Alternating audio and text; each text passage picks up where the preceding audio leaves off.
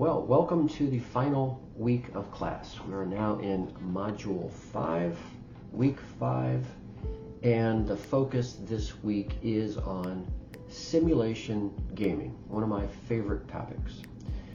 So this is where we've been heading our entire class, and I think that the lead quote in our textbook this week captures the deep meaning and potential significance behind simulations. And this is a quote from David Ewalt from his book, Defying Reality, the Inside Story of the Virtual Reality Revolution. He published this in 2018. And he said this, quote, "I don't know what it will do to humanity when we can experience our fantasies in a manner that's indistinguishable from real life. Quite possibly, it's the beginning of a fundamental change in what it means to be human," end quote. Now, of course, we are not yet at this point of indistinguishable experiences from real life in our simulation games. We're not to this point yet. But Chapter 5 and Module 5 takes us on a trip of simulation history and gaming to see how close to this point we have come and perhaps what the future might hold if we look forward to about the year 2084. And we're going to take a kind of a broad, long look at the history of the attempts for gaming simulation. And they begin with the board games, actually, in the 19th century with the checkered game of life, which you may know simply as the game of life today. But the checkered game of life first came out in 1860. And we're going to end our broad look at board game history in 1964 with the game Conestoga, the Oregon Trail. Now, I like Conestoga as a transition point because of also the popularity of the video game called the Oregon Trail as one of the first computer simulation games starting in the early 1970s. And so you're going to learn more about all of those in our chapter.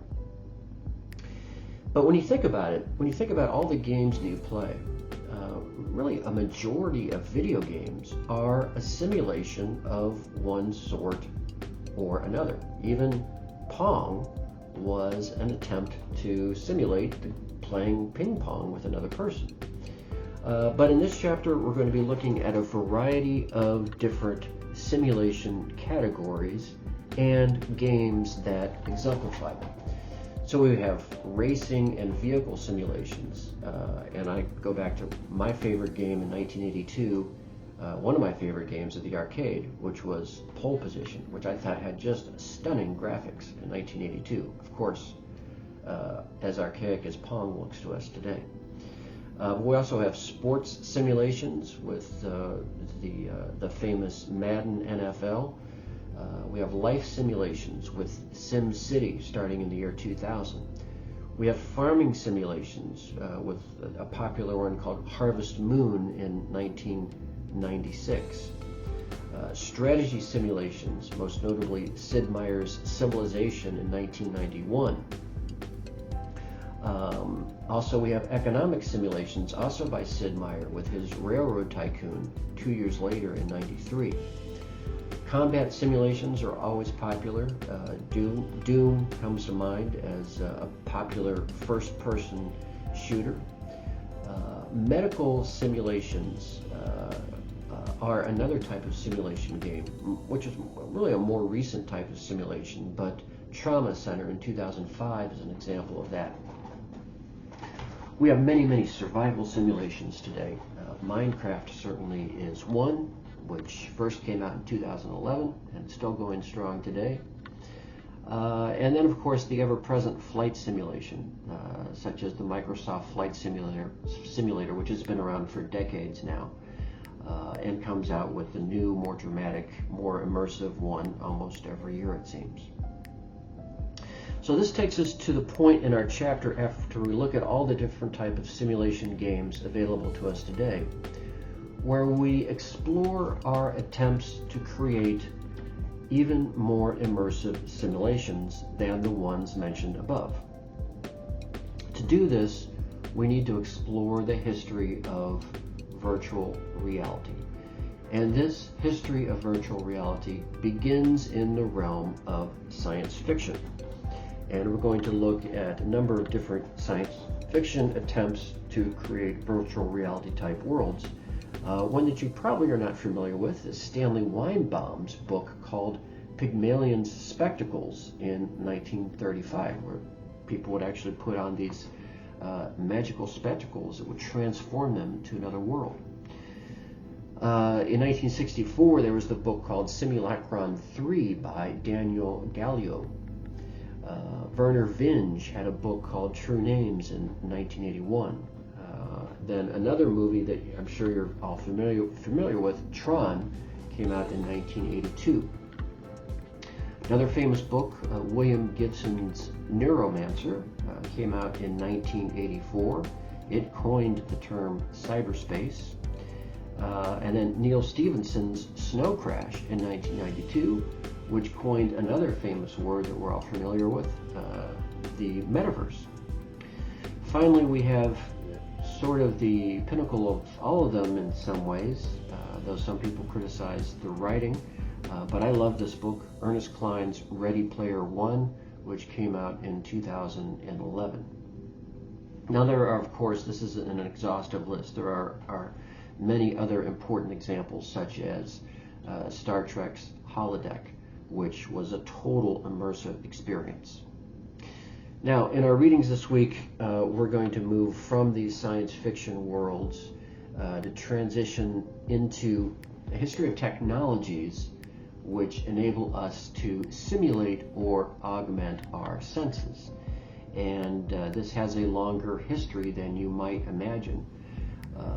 It goes back to, well, longer than this even, but stereoscopes in 1922. There was the Sensorama in 1956. There was this massive device called the Sword of Damocles in 1968. Then we start getting haptic type technology with the VPL iPhone, not the iPhone that we're familiar with, but the EYE phone, and also the data glove in the 1980s. VPL also came out with the data suit in 1989, and the Air Force created its first augmented reality system in 1992. Today, our immersive and haptic technology is continuing to advance. It's getting far more sophisticated with items like the Tesla suit, the HaptX gloves, and the Virtuix Omni treadmill, a circular treadmill where you can run in any direction and feel a sense of real physical freedom within the virtual reality experience. And we can experience this today in virtual reality games like Half-Life Alyx, Beat Saber, Gran Turismo 7, and many other type of games in virtual reality cafes, or even at home now with Apple Vision Pro or Oculus or other types of virtual reality technology for our home. So our final discussion question then sort of sums up where we've come throughout this class. It takes us back to the very first page of our textbook, and it asks this question that we will be debating. Are we living in a computer simulation? And you're going to be reading articles by Bostrom and McDermott, who argue opposing sides of this issue. One says we are perhaps living in a computer simulation, and the other says absolutely not. That's an impossibility. And in this discussion, you're going to be doing further research on this topic by selecting 2 articles and watching 2 videos in our Week 5 resource section on Are We Living in a Computer Simulation? And you will come to discussion then and make your opinion known. Do you agree more with Bostrom or McDermott on this issue? Then you're going to reach the final stage of our 5-week assignment, and it's time to show the knowledge that you have learned about your selected game and its significance as a lens to understand society and culture through your video game. So that's it for my overview of this week and also my concluding overview of class. I hope you enjoyed the story about gaming simulation and our debate over whether or not we are currently living in a simulated world. I'll see you in the discussion boards, and we'll see how the debate goes.